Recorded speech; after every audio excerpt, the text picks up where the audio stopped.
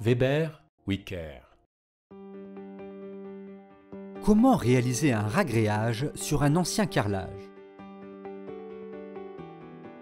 La pose directe d'un revêtement de sol mince sur un ancien carrelage n'est pas toujours possible. L'emploi préalable d'un ragréage de sol permet de rattraper les irrégularités du support, comme les désaffleurs et notamment les défauts de planéité.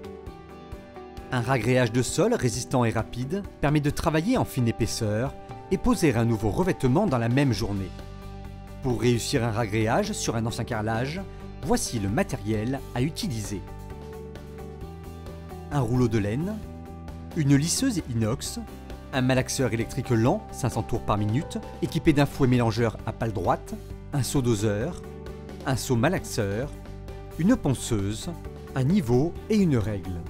Les matériaux: un dégraissant puissant Weber Clean détergent, un primaire d'adhérence Weber Prime universel, un ragréage rapide Weber Nive Elite.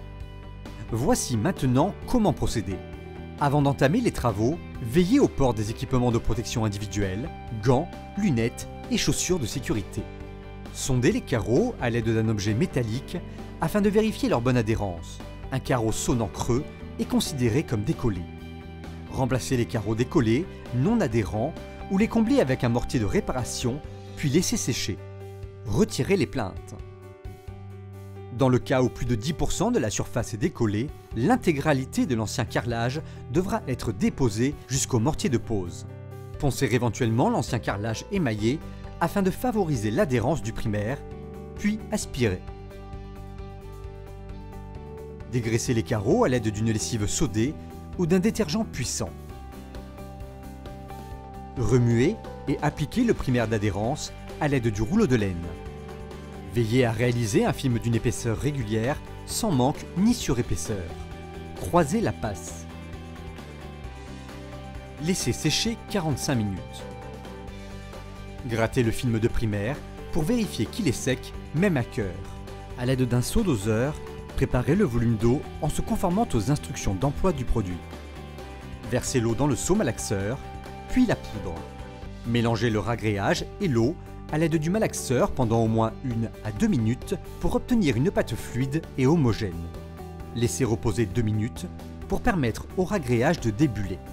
Versez le mélange sur le sol. Rattrapez les défauts de planéité. Étalez le produit au taux lissant et réglez son épaisseur avec une lisseuse inox, 3 mm au minimum en tout point et jusqu'à 20 mm pour des rattrapages ponctuels selon le ragréage utilisé. Débutez le coulage du produit dans la pièce au niveau des angles.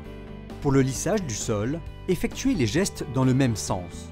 Lors du passage d'un nouveau seau, versez partiellement dans l'ancienne gâchée et lissez de manière à recouvrir cette dernière sur la moitié de la lisseuse.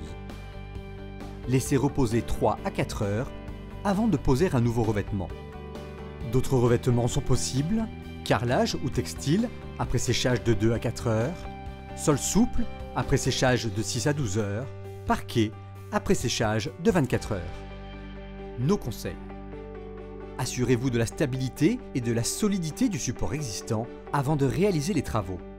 Pour de grandes surfaces, à partir de 60 m², privilégiez l'utilisation d'une monobrosse munie d'un disque abrasif de grains 60 à 80. L'utilisation d'un râteau à picot ou d'un rouleau débuleur permet une application rapide et une finition parfaite. La réglementation interdit de superposer 3 revêtements de sol. Dans ce cas, éliminez les anciens revêtements et comblez l'épaisseur avec une chape.